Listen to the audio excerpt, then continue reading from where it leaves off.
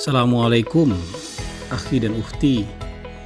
Hari ini riuh soal berita transportasi dibuka lagi oleh Menteri Perhubungan. Terus ribut, loh pemerintah kok nggak konsisten? Katanya mudik dilarang, tapi kok semua moda transportasi akan dibuka lagi? Bagaimana ini pemerintah? Akhi dan ukhti, kita ini tidak memilih salah satu antara ekonomi atau kesehatan. Kita ini sedang berjuang bertahan untuk tetap sehat dan ekonomi tetap bisa berjalan.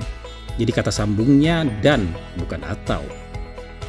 Bukan memilih salah satu, tapi bertahan agar keduanya menemukan titik equilibrium.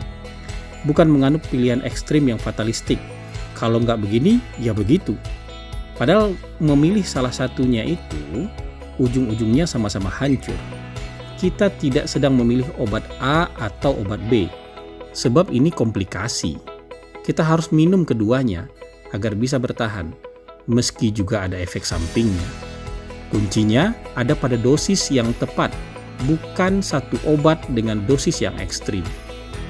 Peraturan Menteri Perhubungan nomor 25 tahun 2020 tetap sama, mudik dilarang. Gunanya untuk memutus mata rantai penyebaran COVID dari Jabodetabek ke daerah-daerah.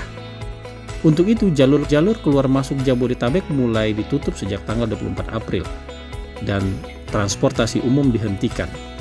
Tapi saudaraku, stakeholder bangsa ini bukan cuma orang yang akan pulang dan pergi ke kampung, tapi ada juga perjalanan-perjalanan antar daerah yang penting untuk tetap menjaga ekonomi kita bisa berjalan, agar produksi bisa tetap berjalan, agar suplai barang, kebutuhan, barang makanan, barang pakaian, obat-obatan yang dibutuhkan oleh masyarakat tetap tersedia.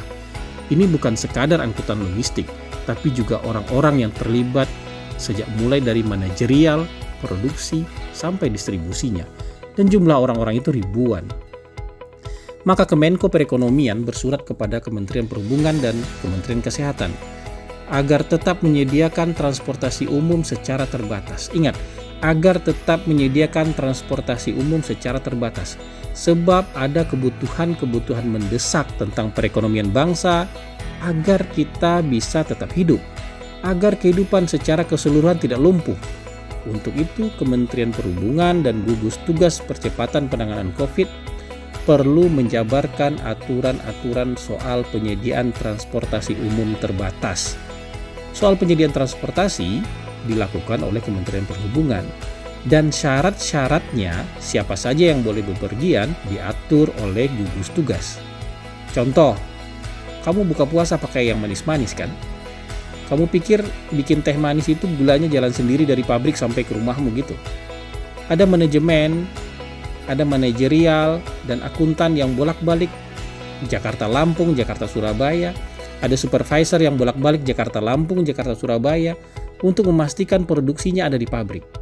Ada tim penjualan yang memastikan gula itu sampai ke gerai-gerai dan pasar tradisional hingga kamu bisa beli. Belum lagi kalau kita bicara pabrik-pabrik lain, tidak hanya pabrik-pabrik gula. Jadi ada ribuan orang yang harus tetap bepergian antara kantor pusat ke kantor cabang atau kantor pusat ke pabrik dan sebagainya. Coba deh kamu pagi-pagi nongkrong di depan Superindo. Itu ada ratusan orang yang antri, tapi bukan buat belanja. Tapi itu vendor-vendor supplier yang sedang clearing catatan dengan manajemen supermarket. Mereka bukan dari perusahaan ekspedisi, tapi dari vendor supplier. Penyedia sayur, penyedia korek kuping, penyedia daging, penyedia ikan, penyedia obat kumur, dan lain-lain. Dan banyak di antara mereka mobilitasnya antar provinsi. Belum lagi soal-soal kemanusiaan seperti kematian. Mereka perlu transportasi umum secara terbatas. Jadi ini bukan membuka moda transportasi untuk mudik seperti niat jahat media-media dan orang-orang nyinyir yang ada di media sosial. Ini sama sekali tidak ada kaitannya dengan mudik. Sampai di sini paham gak kira-kira?